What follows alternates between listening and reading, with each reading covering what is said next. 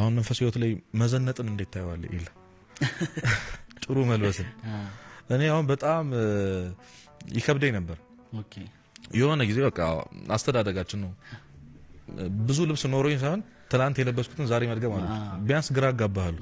ወይ ሸሚዝ ቀየረ ወይ ቲሸርት ቀየረ የተለያየ ልብስ ምናምን እንደለበስኩ አርጊ ላስመስል ይችላል የሆነ ጊዜ ቅዱስ ዮሐንስ አፈወርቅ የሱን መጽሐፍ በጣም በቃ በልጅነቴ ስላነበብኩ አይጠፋኝም አሁን በእያንዳንዱ ጉዳይ ያለው ነገር ትዝ ይለኝ ለዛ ነው ካፊ ማይጠፋ እና አንተ ልብስና ጫማ ስትቀያየር በአንድ ልብስና በአንድ ጫማ ስንት አመት የቆየው ሰው አንተን አይቶ እግዚአብሔርን ያማራል አለና በቃ በጣም ነው የደነገጥኩት እና ከዛ በኋላ ከበደኝ ይምርም ከበደኝና እግዚአብሔር ይምር እንዲ ነው ወይ የሚፈልገው ደግሞ እሱ በጣም ኮንፊውዝ ያደርጋል ትንሽ በዛ ከቆየ በኋላ ደግሞ ራሱ ቅዱስ ዮሐንስ አፈወርቅ ይመልስልሃል ጥሩ መልበስን ስለ እግዚአብሔር ካረከውም ጽድቅ ነው ወጥቷል ቢያንስ ክርስትናን አታሰድብ ክርስቲያኖች ተብሎ እንዲወራ ታረጋለህ እግዚአብሔር እንዲከበርበት ታረጋለህ ቤተክርስቲያን አገልጋዩ ነው የእግዚአብሔር ልጅ ነህ አንተ ልዑል ነህ የንጉስ ልጅ ነህ ከዛ ኢንቴንሽን ካየው ሁለት ተቃራኒ የሆኑ ነገሮች ስለ እግዚአብሔር ተብሎ ቢደረጉ